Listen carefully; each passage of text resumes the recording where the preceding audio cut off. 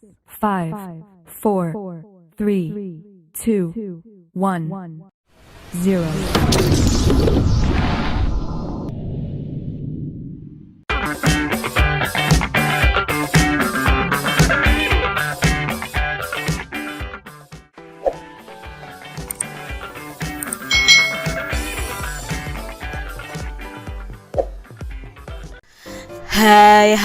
Hai, selamat datang di channel YouTube Kak Citra. Apa kabar adik-adik semuanya? Kak Citra berharap kalian dalam keadaan yang baik, sehat dan siap untuk belajar ya. Hari ini kita akan belajar di tema 6, energi dan perubahannya, subtema 2, perubahan energi, pembelajaran yang ke-6. Mari adik-adik kita belajar dengan penuh semangat ya. Adik-adik perhatikan gambar berikut ini. Edo sedang menonton televisi. Nah, kalian sudah mempelajari bahwa perubahan energi selalu terjadi kapanpun dan dimanapun adik-adik. Seringkali kita tidak menyadari terjadinya perubahan energi ini. Contohnya ketika kita menonton televisi, kalian tidak menyadari bahwa telah terjadi perubahan energi listrik menjadi energi cahaya dari televisi tersebut loh. Coba kalau kabel tidak ditancapkan ya adik-adik ya, di stop kontaknya, otomatis tidak akan ada aliran energi listrik. Televisinya juga tidak akan menyala adik-adik ya.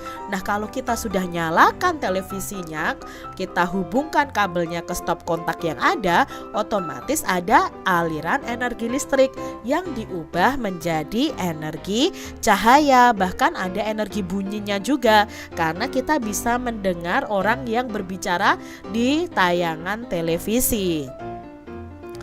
Adik-adik tentunya masih ingat ini nih, gambar buah yang jatuh. Kalau benda yang jatuh itu selalu ke bawah. Nah, perubahan energi lainnya yang sering tidak kita sadari, misalnya saat buah jatuh dari pohonnya. Saat buah jatuh juga terjadi perubahan energi loh adik-adik. Perubahan tersebut yaitu energi gerak menjadi energi bunyi. Dari gerak yang jatuh dari atas ya, itu terjadi bunyi adik-adik. Kan otomatis jatuh ke bawah itu kalau misalnya gedebuk begitu ya suaranya ya, mungkin seperti itu ya. Terjadi perubahan dari energi gerak menjadi energi bunyi. Nah, di sini perubahan energi adalah peristiwa yang setiap saat dapat diamati. Jadi setiap saat tuh kita bisa mengamati. Misalnya lampu, oh lampu itu dari energi listrik menjadi energi cahaya. Kipas angin itu dari energi listrik menjadi energi gerak. Jadi benda-benda di sekitar kita itu tanpa kita sadari terjadi perubahan energi. Nah, adik-adik coba sekarang susunlah informasi tentang perubahan energi, mulai dari kalian bangun tidur sampai kalian tiba di sekolah. Lihatlah tabel berikut untuk membantu kalian. Nah, di sini Kak Citra punya tabel tentang peristiwa atau kegiatan, lalu perubahan energinya apa. Contohnya menyalakan lampu kamar tidur. Nah, perubahan energinya apa? Ya dari listrik menjadi energi cahaya. Lalu menyalakan pompa air untuk mengisi bak mandi ketika kalian mandi, itu terjadi perubahan dari energi listrik menjadi energi gerak. Contoh berikutnya, ibu menanak nasi menggunakan penanak nasi listrik. Nah, perubahan energinya apa? Dari energi listrik menjadi energi panas. Lalu kalian berangkat ke sekolah naik sepeda, itu terjadi perubahan energi apa? Kalau naik sepeda itu kan kita mengayuh ya adik-adik ya. Nah, itu terjadi perubahan energi kimia dari makanan yang kita makan yang masuk ke dalam tubuh menjadi energi gerak. Lalu di sekolah, penjaga sekolah membunyikan bel listrik. Nah, di sini terjadi perubahan energi dari energi listrik menjadi energi bunyi. Ini hanya beberapa contoh peristiwa atau kegiatan sehari-hari kita yang berhubungan dengan perubahan energi. Masih banyak contoh yang lainnya. Adik-adik bisa menyebutkan contoh yang lainnya juga. Adik-adik, energi itu adalah karunia Tuhan yang sangat besar. Manusia itu tidak mampu loh menciptakan energi. Manusia juga tidak mampu memusnahkan energi tersebut. Manusia hanya mampu mengubah bentuknya saja. Nah, perubahan energi dari satu bentuk ke bentuk lainnya. Nah, perubahan inilah yang dapat dimanfaatkan oleh manusia. Siapapun itu berhak memanfaatkan energi yang ada di bumi ini adik-adik. Namun jika ada hak, maka akan ada kewajiban yang harus ditunaikan atau dilaksanakan.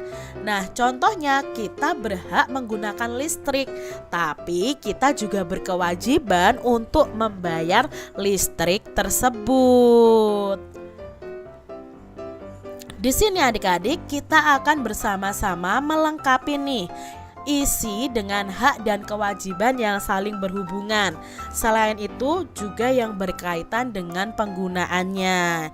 Nah, contohnya di sini haknya adalah mendapatkan makanan dan minuman untuk memperoleh energi. Kita berhak mendapatkan makanan dan minuman. Lah, kewajiban kita apa? Ya, menghabiskan makanan yang sudah diambil atau diberikan adik-adik. Berikutnya, kita berhak menggunakan lampu listrik pada saat belajar di malam hari. Kewajibannya apa? Ya, membayar rekening listrik setiap bulannya kepada PLN. Lalu hak kita menggunakan angkutan umum saat berangkat ke sekolah. Kewajibannya apa ketika kita menaik angkutan umum? Ya, kewajibannya bayar ongkosnya adik-adik ya. Itu kewajiban kita kalau naik angkutan umum. Hak kita menggunakan penyejuk ruangan saat belajar di ruang kelas atau menggunakan kipas. Nah, kewajibannya apa? Kewajibannya merawat penyejuk ruangan tersebut agar tetap bisa digunakan dengan baik.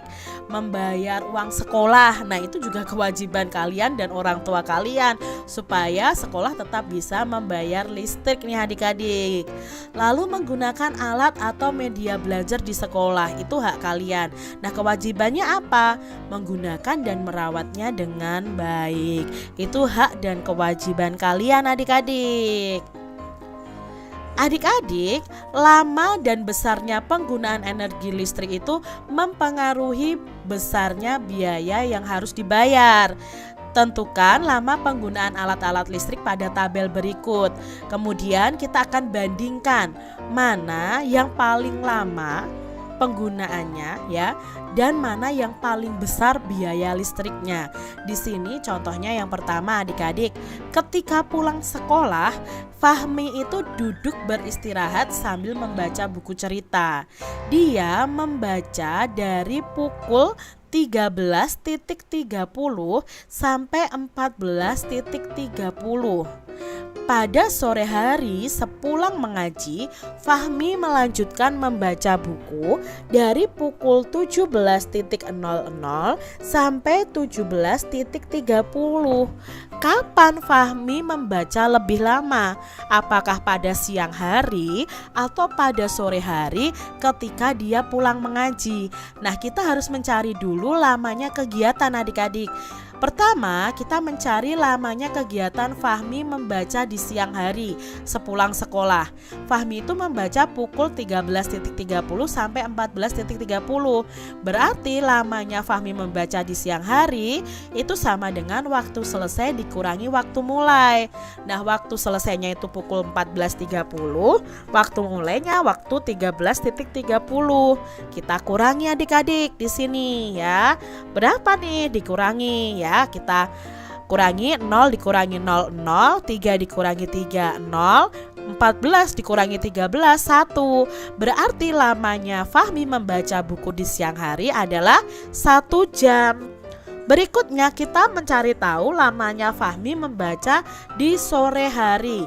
Nah, di sore hari itu Fahmi membaca pukul 17 sampai 17.30. Berarti kalau di sore hari lamanya membaca itu ya sama rumusnya, waktu selesai dikurangi waktu mulai. Ya, 17.30 dikurangi 17. Ya.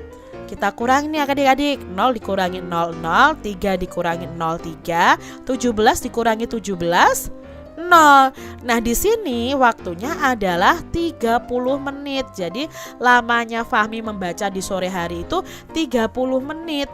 Sekarang kapan Fahmi membacanya lebih lama? Nah, jadi Fahmi membaca lebih lama itu pada waktu siang hari sepulang sekolah selama 1 jam. Ya, itu kesimpulannya. Kita lihat contoh yang kedua adik-adik. Setiap pagi ibu mencuci pakaian menggunakan mesin cuci. Nah, selanjutnya ibu melicinkannya dengan setrika. Hari ini ibu mulai mencuci itu pukul 06.30 sampai pukul 7.15. Lalu kegiatan menyetrikanya itu dilakukan pukul 14 sampai pukul 15.30. Kegiatan mana yang lebih singkat adik-adik? Apakah kegiatan mencuci atau menyetrika? Nah, kita cari tahu dulu lamanya kegiatan mencuci. Nah, mencuci lamanya kegiatan waktu selesai yaitu pukul 7:15 dikurangi 06.30. Nah, kita kurangi adik-adik. 15 menit dikurangi 30 menit otomatis tidak bisa. Kita akan pinjam 1 jam ke depan. 1 jam itu kan ada 60 menit. Nah, sekarang 60 menit ditambah 15 dulu. Berarti 75 menit. Nah, 7 jam ini, jam 7-nya ini karena dikurangi 1 jam jadinya jam 6. Ya, jam 6 lebih 75 menit kita buatnya seperti itu. Dikurangi 06.30. 5 dikurangi 0, 5. 7 dikurangi 3, 4. 6 dikurangi 6, 0. Jadi lamanya kegiatan mencuci adalah 45 menit. Lalu sekarang kegiatan menyetrika. Nah, kegiatan menyetrika lamanya berapa menit? Kita cari tahu dengan waktu selesai dikurangi waktu mulai. 15.30 dikurangi 14.00. Nah, kita kurangi adik-adik ya. 0 dikurangi 00, 3 dikurangi 03, 15 dikurangi 14 itu 1. Berarti lamanya menyetrika adalah 1 jam 30 menit. Nah, pertanyaan, kegiatan mana yang lebih singkat? Ya, otomatis kegiatan yang lebih singkat adalah kegiatan mencuci karena hanya membutuhkan waktu 45 menit adik-adik. Mudah ya adik-adik ya. Demikian tadi adik-adik pembahasan kita di tema 6 subtema 2 pembelajaran yang ke-6. Semoga video pembelajaran ini bermanfaat untuk adik-adik semuanya. Dan sampai jumpa lagi di video pembelajaran Kak Citra selanjutnya. Tuhan memberkati. Jangan lupa tekan tombol subscribe, lalu tekan loncengnya, tekan juga tombol like, lalu share ke media sosial kalian. Jangan lupa untuk ikuti media sosial Kak Citra. Terima kasih.